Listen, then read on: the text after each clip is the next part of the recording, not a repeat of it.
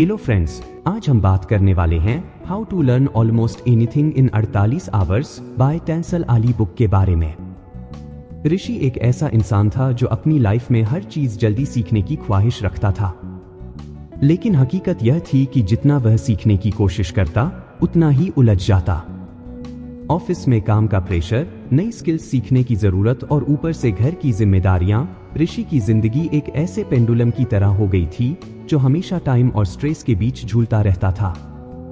एक शाम जब वह अपने पसंदीदा कैफे में बैठा था, उसने एक किताब देखी। किताब का नाम था how to learn almost anything in 48 hours by Tansel Ali. Rishi ने किताब उठाई और सोचा, 48 घंटे में कुछ भी सीखना, ऐसा कैसे हो सकता है यार। कोई भी स्किल सीखने में तो महीनों लगते हैं, लेकिन किताब के बैक कवर पर लिखी एक लाइन ने उसकी उत्सुकता बढ़ा दी, master the art of learning and transform your life. वह किताब खरीदकर घर ले आया। उस रात उसने फैसला किया कि सुबह सबसे पहले वह इसे पढ़ेगा। अगली सुबह अपनी कॉफी का मग लेकर ऋषि ने किताब के पहले चैप्टर को पढ़ना शुरू किया। चैप्टर का टाइटल था मास्टरिंग मेमोरी टेक्निक्स। ऋषि ने पढ़ना शुरू किया। लेखक टेंसल आली ने शुरुआत में एक बड़ा पॉइंट दिया था, memory is not just a skill, it's an art. यह लाइन सुनकर ऋषि को लगा कि शायद उसने सही किताब चुनी है। टेंसल ने एक दिलचस्प टेक्निक समझाई थी जिसे कहते हैं मेमोरी पैलेस। ऋषि को यह सुनकर कुछ अजीब लगा। उसने सोचा, मेमोरी पैलेस, यह कोई महल बनाने की बात है क्या? लेकिन जैसे जैसे उसने पढ़ा, उसे समझ आने लगा कि यह टेक्निक कितनी क्रांतिकारी हो सकती है। टेंसल ने लिखा था कि हर इंसान के दिमाग में कुछ ऐसी जगहें होती हैं जो हमेशा याद रहती हैं, जैसे आपका घर, आपका स्कूल या वह रास्ता जो आप रोज ऑफिस जाते समय देखते हैं। इन जगहों को आप अपनी यादों का एक स्टोर रूम बना सकते हैं। ऋषि ने इसे एक चैलेंज की तरह लिया। उसने किताब में लिखा स्टेप पढ़ा। Pick a place you know very well. It could be your home. उसने तुरंत अपने घर की कल्पना शुरू की। अपने लिविंग रूम से लेकर किचन और बेडरूम तक उसने हर डिटेल को अपने दिमाग में विजुअलाइज किया। अगला स्टेप था Associate each location with the information you want to remember. Tensile ने समझाया कि अगर आपको कोई नई चीज याद रखनी है तो उसे किसी ऐसी चीज से जोड़ दो जो आपको पहले से पता हो। ऋषि ने इसे ट्राई करने का सोचा। उसने अपने लिविंग रूम में रखे सोफे को चुना और सोचा, मान लो मुझे फोटोसिंथेसिस याद रखना है तो मैं इस सोफे को एक बड़े हरे पत्ते की तरह देखता हूं जो सूरज की किरणों को सोख रहा है। उसने अपनी आंखें बंद की और इस इमेज को जितना हो सके उतना डिटेल में देखा। पहली बार में उसे कुछ अजीब लगा। उसने खुद से कहा, यार यह सब कुछ फिल्मी लग रहा है, यह मेरे काम कैसे आएगा? लेकिन उसने हार नहीं मानी। फिर उसने अगले स्टेप को आजमाया। अब किचन में उसने न्यूटन के गति के नियम याद रखने की कोशिश की। उसने कल्पना की कि उसकी डाइनिंग टेबल पर एक सेब रखा है और वह सेब अचानक टेबल से गिरता है।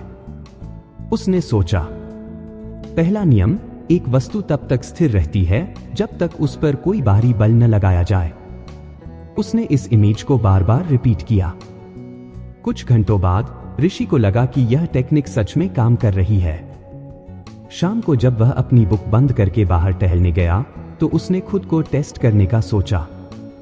उसने खुद से पूछा, ऋषि बताओ फोटोसिंथेसिस क्या होता है? और तुरंत उसके दिमाग में हरे पत्ते वाला सोफा आ गया।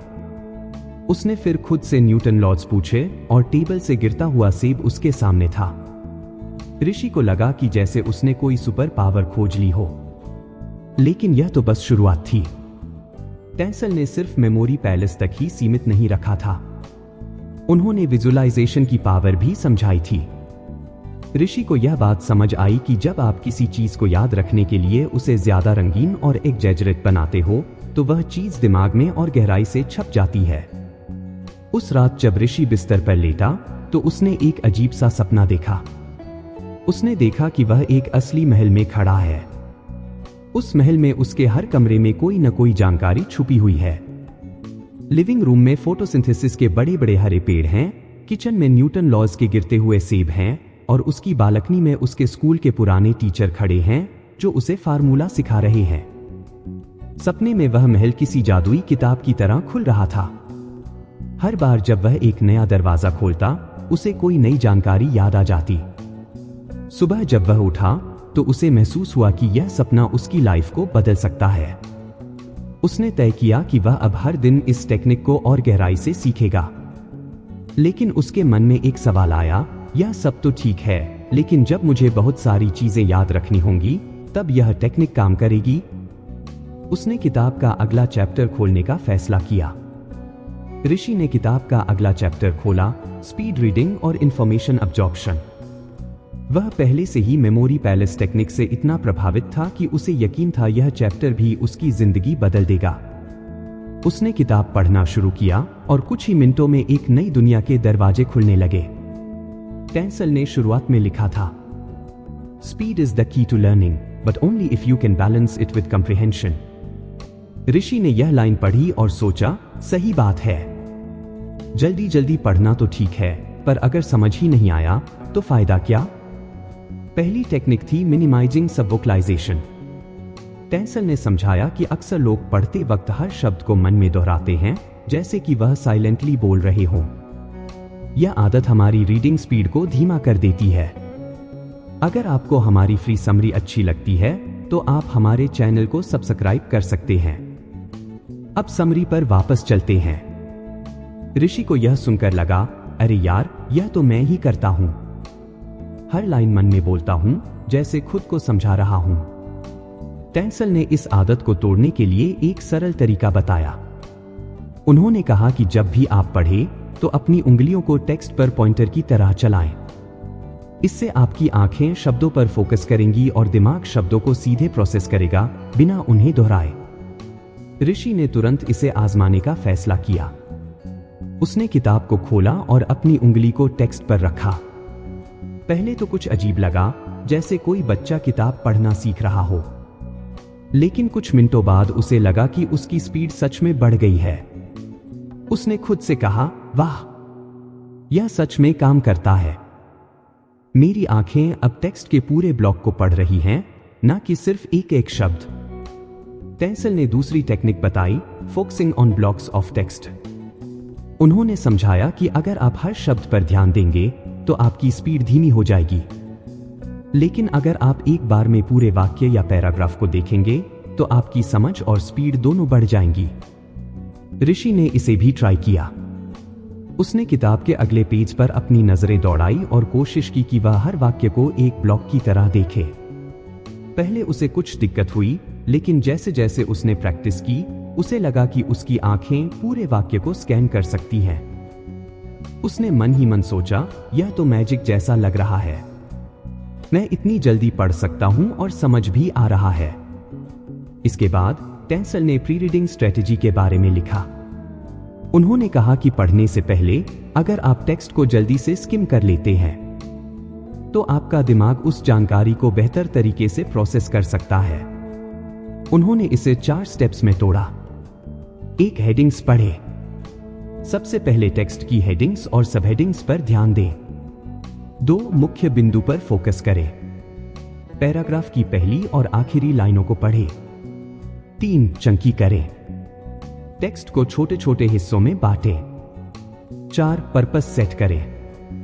खुद से पूछें कि आप इस टेक्स्ट से क्या सीखना चाहते हैं। ऋषि ने इस प्रोसेस को भी ट्राई किया। उसने अपनी ऑफिस रिपोर्ट को जल्दी से पढ़ने की कोशिश की, जो हमेशा उसे लंबी और बोरिंग लगती थी। उसने पहले सिर्फ हेडिंग्स पढ़ी, फिर हर सेक्शन का पहला और आखिरी वाक्य। इसके बाद उसने पूरी रिपोर्ट को 3 हिस्सों में बांटा। उसने खुद से कहा, मुझे बस यह समझना है कि इस रिपोर्ट का मेन पॉइंट क्या है और मुझे क्या क्या एक्शन लेने हैं। ऋषि को लगा जैसे उसके पास अब एक सुपर पावर है। उसने 20 मिनट में वह रिपोर्ट पढ़ ली, जिसे पढ़ने में उसे आमतौर पर 1 घंटा लग जाता। लेकिन कहानी यहीं खत्म नहीं हुई। टेंसल ने एक और महत्वपूर्ण बात कही थी, practice is what makes this technique second nature.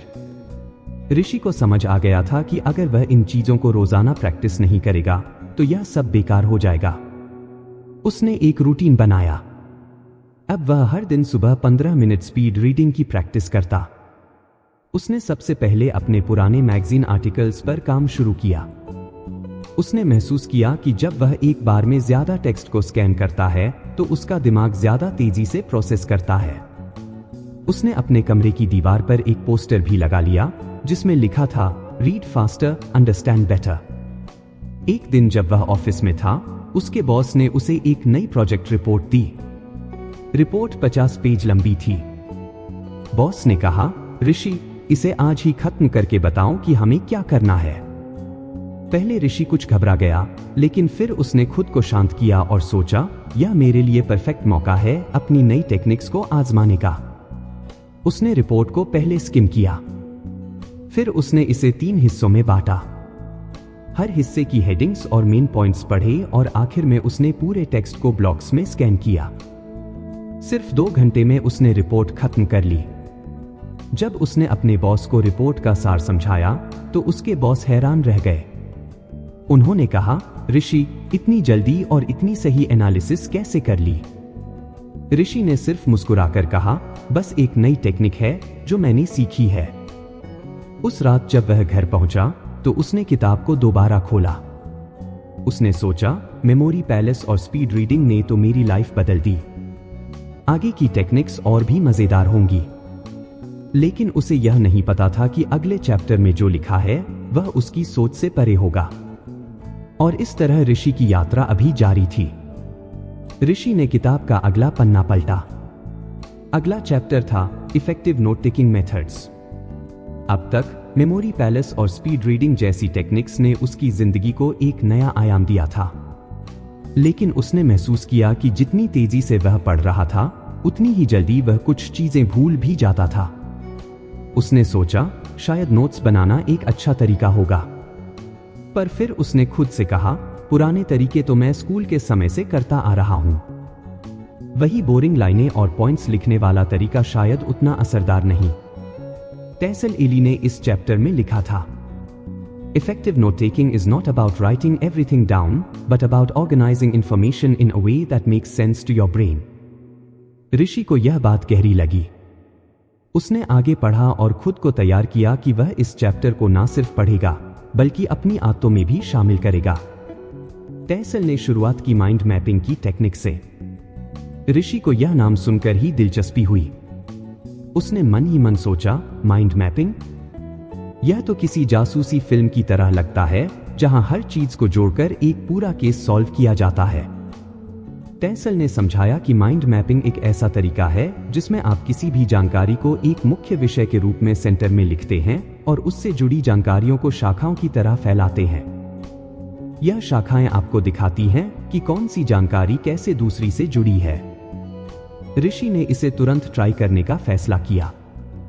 उसने अपनी डायरी निकाली और बीच में एक बड़ा सा गोला बनाया। उसने उसमें लिखा, ऑफिस प्रोजेक्ट प्लान। अब उसने इस टॉपिक से जुड़े सभी पॉइंट्स को शाखाओं की तरह जोड़ना शुरू किया। पहली शाखा थी बजट, दूसरी टीम मेंबर्स, तीसरी टाइमलाइन, और हर शाखा से उसने और छोटी छोटी शाखाएं बनाई। जैसे बजट के नीचे उसने लिखा रिसोर्सेस, एक्सपेंसेस और कंटीजेंसी।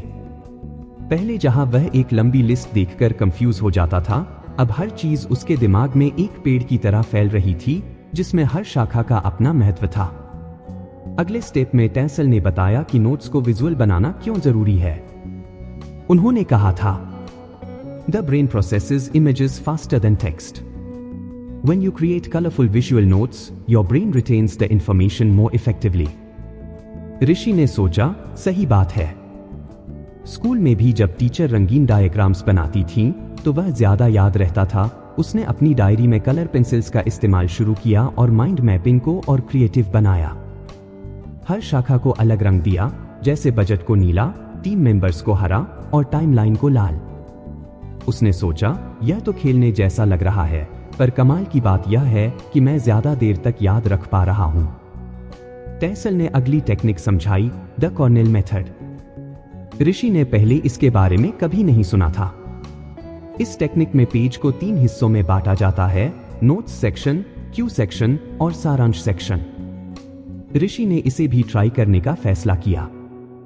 उसने एक नई डायरी का पन्ना खोला और उसे 3 हिस्सों में डिवाइड किया। नोट सेक्शन में उसने अपनी प्रोजेक्ट मीटिंग के मेन पॉइंट्स लिखे। क्यू सेक्शन में उसने कीवर्ड्स लिखे जैसे बजट इश्यूज या डेडलाइन एडजस्टमेंट, और आखिर में समरी सेक्शन में उसने पूरी मीटिंग का सारांश लिखा। उसे महसूस हुआ कि यह तरीका न केवल उसे चीजों को क्लियर करने में मदद कर रहा था, बल्कि जब वह बाद में अपने नोट्स देखता तो उसे सब कुछ तेजी से याद आ जाता। उसने खुद से कहा, पहले मैं मीटिंग के बाद जो लिखा करता था वह बस बिखरी हुई बातें होती थी, अब यह सब कितना ऑर्गेनाइज लग रहा है। टेसल ने एक और दिलचस्प टेक्निक बताई, यूजिंग सिंबल्स एंड शॉर्टकट्स। उन्होंने कहा था कि नोट्स बनाते समय हर चीज को पूरा लिखने की जरूरत नहीं होती। आप शॉर्टकट्स, सिंबल्स और डूडल्स का इस्तेमाल कर सकते हैं। इससे समय भी बचता है और नोट्स को रिव्यू करना भी आसान हो जाता है। ऋषि ने इसे भी अपनाया। उसने अपने नोट्स में सिंबल्स का इस्तेमाल करना शुरू किया। उदाहरण के लिए, किसी महत्वपूर्ण पॉइंट के लिए उसने एक स्टार का सिंबल बनाया। किसी सवाल के लिए उसने क्वेश्चन मार्क इस्तेमाल किया। जो चीजें उसे तुरंत करनी थीं, उनके लिए उसने एक तीर का सिंबल बनाया। धीरे धीरे उसके नोट्स न केवल पढ़ने में आसान हो गए, बल्कि देखने में भी मजेदार लगने लगे। लेकिन टेसल ने एक और महत्वपूर्ण बात कही थी, the best note taking method is the one that works for you. Experiment, adapt and refine. Rishi को समझ आ गया था कि हर इंसान का तरीका अलग हो सकता है। उसने तय किया कि वह इन सभी टेक्निक्स को मिलाकर अपनी खुद की स्टाइल बनाएगा।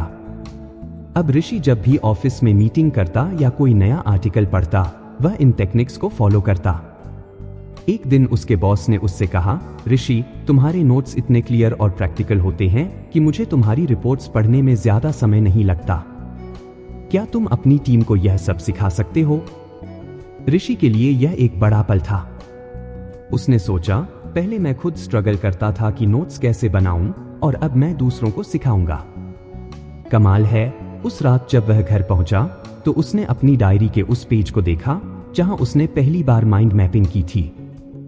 उसने महसूस किया कि कैसे हर टेक्निक उसकी सोच और काम करने के तरीके को बदल रही थी। लेकिन उसे एक बात का एहसास था, सीखने की यह यात्रा अभी खत्म नहीं हुई थी। उसने किताब के अगले चैप्टर की तरफ देखा, जहां और भी नई टेक्निक्स उसका इंतजार कर रही थी। उसने खुद से कहा, चलो अगले लेसन के लिए तैयार होते हैं। ऋषि ने अगला चैप्टर खोला, क्लटर माइंडसेट। किताब का यह हिस्सा शुरुआत से ही उसके लिए बेहद व्यक्तिगत महसूस हुआ। पहले भी उसने कई बार यह सुना था कि सफलता आपके माइंडसेट पर निर्भर करती है, लेकिन उसने इसे कभी गंभीरता से नहीं लिया। लेकिन अब जब वह अपनी जिंदगी और काम में बड़े बदलाव महसूस कर रहा था, तो उसे लगा कि शायद यही वह गहरा सबक है जिसकी उसे जरूरत थी। टेसल ने शुरुआत में लिखा था, your potential is not fixed, it grows with effort, dedication and willingness to learn. Rishi ने यह लाइन पढ़कर महसूस किया कि उसकी कई असफलताओं का कारण उसकी खुद की सोच रही है। वह हर बार यह मान लेता था कि कुछ चीजें उसके बस की बात नहीं है। उसने सोचा, कभी कभी तो मैंने बिना कोशिश किए ही हार मान ली थी।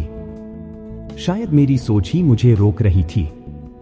टेसल ने बताया कि ग्रोथ माइंडसेट का मतलब है अपने दिमाग को इस तरह तैयार करना कि आप हर चुनौती को एक अवसर के रूप में देखें। इसका मतलब यह नहीं है कि आप हर बार जीतेंगे, बल्कि यह है कि आप हर बार कुछ नया सीखेंगे। ऋषि ने इस विचार पर कुछ देर सोचा। उसे अपने ऑफिस के वे दिन याद आए जब उसने नई स्किल्स सीखने की कोशिश की थी, लेकिन कुछ मुश्किल होने पर उसने खुद को यह कहकर रोक लिया था, मुझे यह नहीं आता और शायद मैं कभी सीख नहीं पाऊंगा। अब उसने महसूस किया कि वह खुद ही अपनी प्रगति को रोक रहा था। टेसल ने इस चैप्टर में बताया कि ग्रोथ माइंडसेट को विकसित करने के लिए सबसे जरूरी है कि आप छोटे छोटे हासिल करने लायक लक्ष्य, स्मॉल अचीवेबल गोल्स सेट करें। उन्होंने लिखा था, When you set small goals and achieve them, it reinforces your belief that you can improve. ऋषि ने इसे तुरंत आजमाने का फैसला किया। उसने अपने दिन भर के कामों की लिस्ट बनाई और उसमें से एक आसान टास्क चुना, अपने ऑफिस की रिपोर्ट को बेहतर तरीके से प्रेजेंट करना। उसने सोचा, यह मुश्किल नहीं है, मैं इसे कर सकता हूं, बस मुझे कुछ ध्यान देना होगा।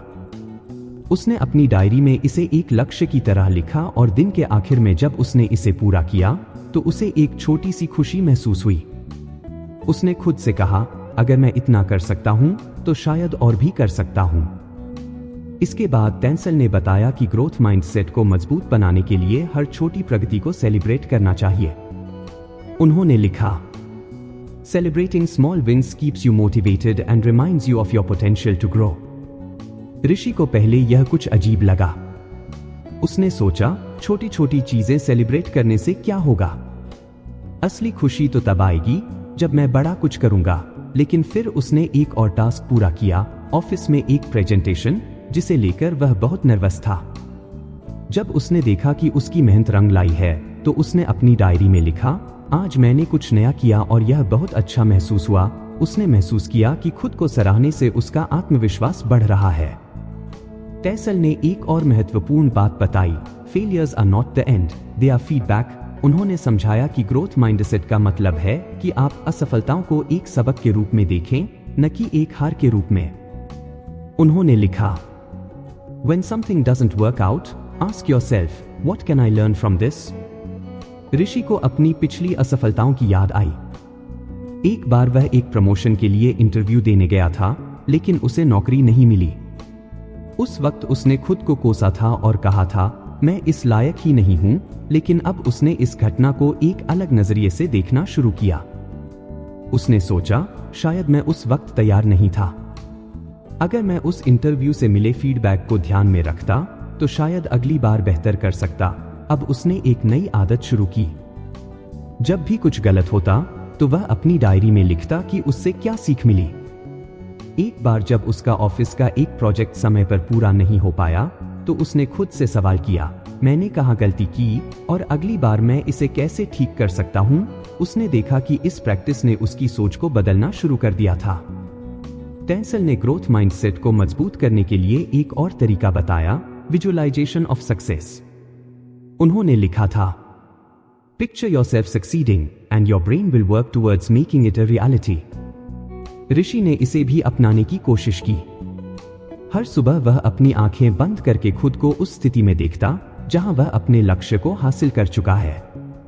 उसने खुद को उस प्रमोशन इंटरव्यू में सफलता प्राप्त करते हुए देखा। उसने महसूस किया कि यह टेक्निक उसकी ऊर्जा और आत्मविश्वास को बढ़ा रही है। धीरे धीरे ऋषि को महसूस हुआ कि उसकी सोच पहले से काफी बदल गई है। पहले जहां वह मुश्किल कामों को देखकर पीछे हट जाता था, अब वह उन्हें एक चुनौती की तरह देखता था। उसने खुद से कहा, अगर मैं आज कुछ नहीं जानता तो इसका मतलब यह नहीं कि मैं कभी नहीं जानूंगा। मैं सीख सकता हूं। बस मेहनत और धैर्य चाहिए। एक दिन उसके बॉस ने उसे एक बड़ा प्रोजेक्ट दिया। पहले ऋषि इसे लेकर डर जाता, लेकिन इस बार उसने खुद से कहा, यह मेरा ग्रोथ का मौका है। अगर मैं इसे सही तरीके से करूं तो मैं बहुत कुछ सीख सकता हूं। उसने प्रोजेक्ट को छोटे छोटे टुकड़ों में बांटा और हर दिन एक एक करके उन पर काम किया। जब उसने प्रोजेक्ट पूरा किया तो न सिर्फ उसके बॉस ने उसकी तारीफ की, बल्कि ऋषि ने खुद को भी सराहा। उसने सोचा, यह सब उस ग्रोथ माइंडसेट की वजह से हुआ जो मैंने इस किताब से सीखा। उस रात जब वह किताब के अगले चैप्टर की तरफ बढ़ा तो उसे लगा जैसे उसने अपनी सोच और जिंदगी दोनों को एक नई दिशा दी है। लेकिन यह सफर अभी खत्म नहीं हुआ था। उसने खुद से कहा, आगे के लेसन्स में और क्या सीखने को मिलेगा। यह सोचकर ही मैं उत्साहित हूं। ऋषि ने किताब का अगला पन्ना पलटा और उसकी नजर creating an optimal learning environment पर पड़ी। उसने खुद से कहा, यह तो कुछ नया नहीं लगता। मैंने पहले भी सुना है कि पढ़ाई के लिए एक अच्छा माहौल बनाना चाहिए, लेकिन शायद इस बार मुझे इसे गहराई से समझना होगा। टेंसल ने शुरुआत में ही लिखा था, Your learning environment plays a significant role in how effectively you absorb information. A cluttered and noisy space can distract you, while a well-organized and calm space can boost your focus. ऋषि ने इसे पढ़ते ही अपनी चारों तरफ नजर डाली। उसके desk पर किताबें, नोट्स और पुराने बिल्स का ढेर था। लैपटॉप के पास चाय का एक पुराना कप पड़ा था और हर जगह बस बिखरी हुई चीजें थीं। उसने सोचा, शायद मेरा दिमाग भी इसी कमरे जैसा बिखरा हुआ है। अगर यह किताब सही कह रही है तो पहले मुझे इस सब को साफ करना होगा। उसने तुरंत अपने फोन की तरफ देखा जो हर मिनट पिंग कर रहा था। उसने सोचा यह भी कितना ध्यान भटकाता है। उसने फोन को उठाया, साइलेंट मोड पर लगाया और अलमारी के अंदर रख दिया। उसने महसूस किया कि इस छोटे से कदम से ही उसका मन कुछ शांत हो गया था। टेंसल ने आगे समझाया कि एक डेडिकेटेड लर्निंग स्पेस बनाना कितना जरूरी है। उन्होंने लिखा था, your brain associates specific spaces with specific activities. When you create a dedicated space for learning, your mind automatically switches. ऋषि को यह बात दिलचस्प लगी। उसने महसूस किया कि अब तक वह पढ़ाई कभी डाइनिंग टेबल पर, कभी सोफे पर, तो कभी बेड पर कर रहा था। उसने सोचा, शायद इसीलिए मैं जल्दी थक जाता हूं। पास एक ऐसा स्पेस होना चाहिए जो सिर्फ सीखने के लिए हो। उसने अपने घर में एक कोना चुना और उसे पूरी तरह से साफ किया। उसने वहां सिर्फ जरूरी चीजें रखीं, एक लैंप, अपनी किताबें और एक नोटबुक। उसने अपने डेस्क पर एक छोटा सा पौधा भी रखा जिससे वह जगह ज्यादा ताजगी भरी लगे। जब उसने उस कोने को देखा तो उसे लगा कि वह वाकई में एक लर्निंग जोन बन गया है। टेंसल ने अगले हिस्से में रूटीन की बात की थी। उन्होंने लिखा, एक सुसंगत दिनचर्या आपके दिमाग को सुनिश्चित करती है कि केंद्रित काम के लिए विशिष्ट समय दिन के दौरान हो। ऋषि ने सोचा, मेरा कोई रूटीन तो है ही नहीं।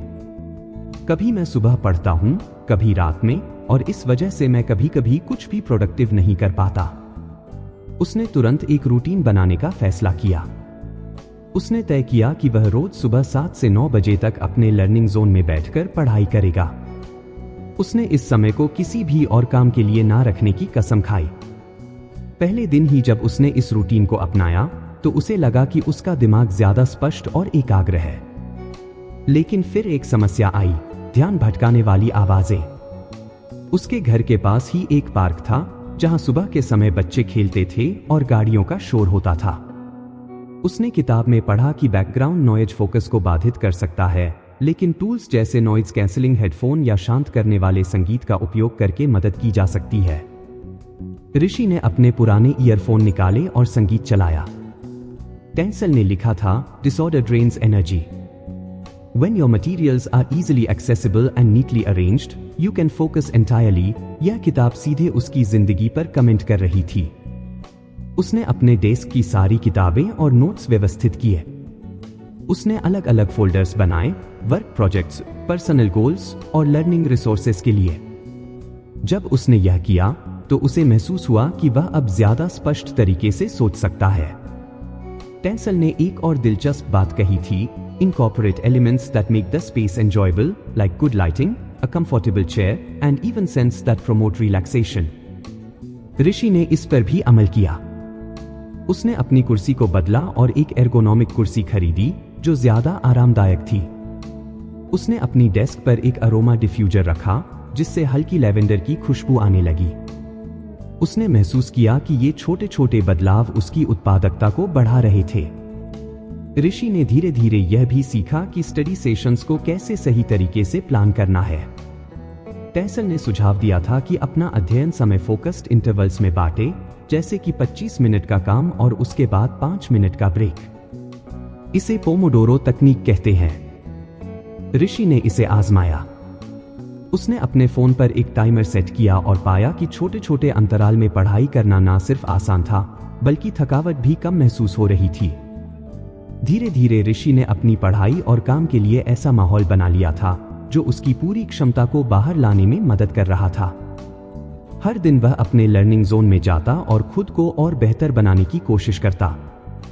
उसे यह एहसास हो गया था कि एक सही माहौल न केवल आपकी पढ़ाई को आसान बनाता है, बल्कि आपकी सोचने और समस्याओं को हल करने की क्षमता को भी बढ़ाता।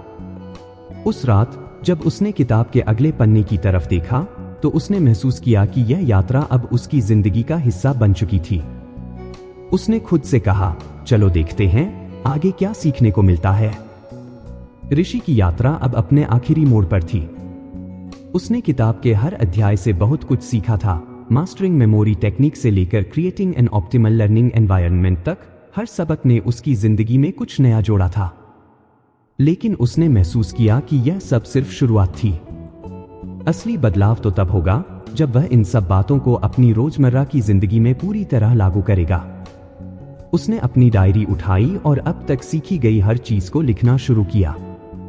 उसने सोचा, अगर मैं इसे सही से लिखूं तो मैं कभी नहीं भूलूंगा। उसने लिखा कि मेमोरी पैलेस ने उसे कितनी मदद की। अब वह बड़ी से बड़ी जानकारी को आसानी से याद कर सकता था। उसने खुद से वादा किया कि वह इस तकनीक को और बेहतर करेगा। स्पीड रीडिंग के चैप्टर ने भी उसकी जिंदगी आसान बना दी थी। वह अब पहले से कहीं ज्यादा तेजी से पढ़ पाता था। उसने महसूस किया कि उसे अब वही पढ़ने में मजा आता है जो कभी उसे भारी लगता था। उसने अपने ऑफिस में भी सीखे हुए सबक लागू करना शुरू किया। माइंड मैपिंग और इफेक्टिव नोट टेकिंग ने उसकी प्रेजेंटेशन स्किल्स को बेहतर बनाया। उसके सहयोगी और बॉस भी उसकी इस प्रगति को देखकर हैरान थे। लेकिन ऋषि को सबसे बड़ा बदलाव अपने सोचने के तरीके में महसूस हुआ। ग्रोथ माइंडसेट ने उसे सिखाया था कि असफलता का मतलब हार नहीं होती। उसने अब हर चुनौती को एक नए अवसर की तरह देखना शुरू कर दिया। उसने महसूस किया कि उसकी क्षमता असीमित है। बस उसे हर दिन कुछ बेहतर बनने की कोशिश करनी है। उसके घर का वह कोना जिसे उसने लर्निंग जोन बनाया था, अब उसका पसंदीदा स्थान बन गया था। हर सुबह जब वह वहां बैठता तो उसे ऐसा लगता जैसे वह अपनी खुद की दुनिया में आ गया है, एक ऐसी जगह जहां सिर्फ उसके लक्ष्य और उसकी मेहनत का राज चलता है। एक दिन उसने किताब का आखिरी पन्ना पढ़ा। वहां टैसल ने लिखा था, The true power of learning lies not in the techniques themselves, but in the commitment to apply them consistently। यह लाइन पढ़कर ऋषि को एहसास हुआ कि सीखना एक निरंतर प्रक्रिया है, यह कभी खत्म नहीं होती। उसने किताब को बंद किया और उसे बड़े प्यार से अपनी शेल्फ पर रखा। उसने एक गहरी सांस ली और सोचा, इस किताब ने मुझे सिर्फ सीखने का तरीका नहीं सिखाया, बल्कि जीने का तरीका भी सिखाया है। ऋषि अब पहले से कहीं ज्यादा आत्मविश्वास और प्रेरित था। उसने तय किया कि वह अपनी इस यात्रा को यहीं खत्म नहीं करेगा। उसने खुद से वादा किया कि वह जो भी सीखेगा उसे दूसरों के साथ भी साझा करेगा, और शायद एक दिन वह खुद भी एक किताब लिखेगा जो किसी और की जिंदगी बदल सके। ऋषि की यात्रा एक ऐसी किताब से शुरू हुई जिसने उसकी सोचने, सीखने और जीने का तरीका बदल दिया। उसने सबसे पहले सीखा कि याददाश्त को कैसे मजबूत बनाया जाए।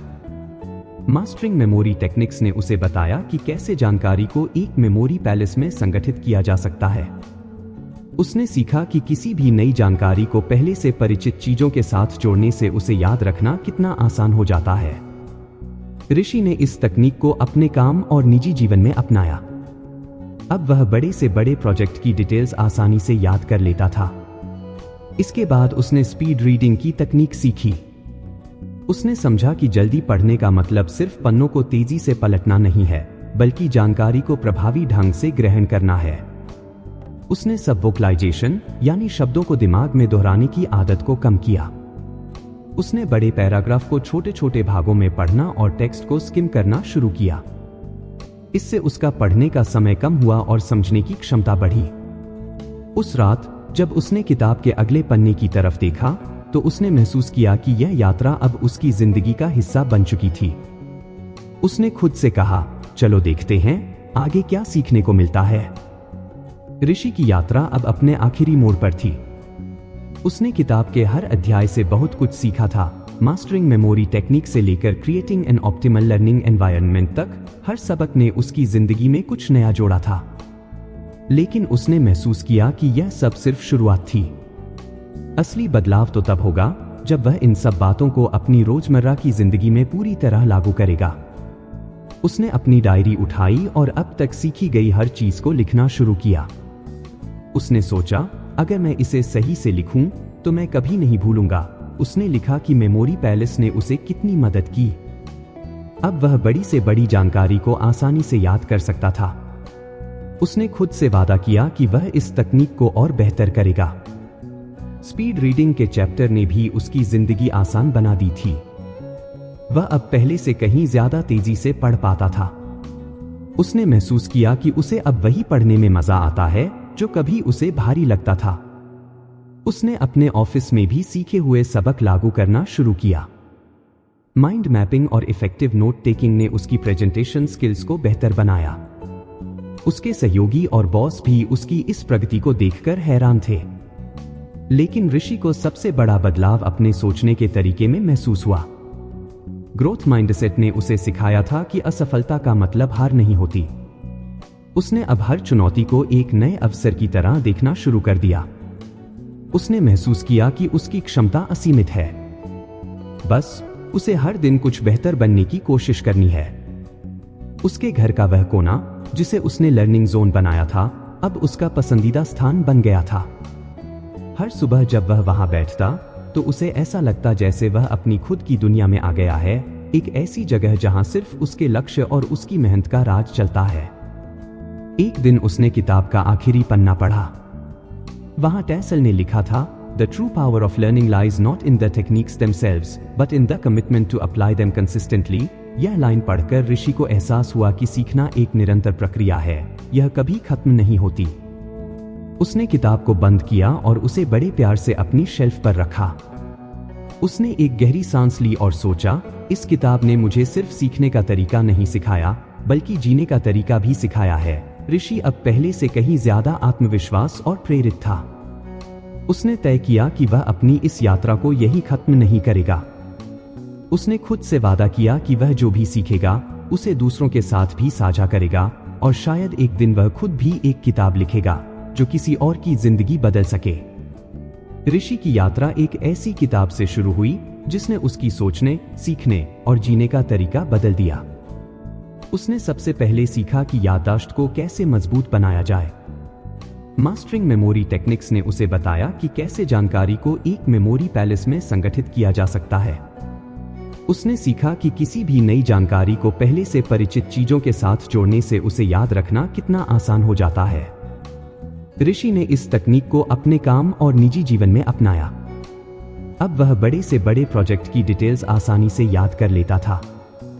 इसके बाद उसने स्पीड रीडिंग की तकनीक सीखी। उसने समझा कि जल्दी पढ़ने का मतलब सिर्फ पन्नों को तेजी से पलटना नहीं है, बल्कि जानकारी को प्रभावी ढंग से ग्रहण करना है। उसने सब वोकलाइजेशन यानी शब्दों को दिमाग में दोहराने की आदत को कम किया। उसने बड़े पैराग्राफ को छोटे छोटे भागों में पढ़ना और टेक्स्ट को स्किम करना शुरू किया। इससे उसका पढ़ने का समय कम हुआ और समझने की क्षमता बढ़ी।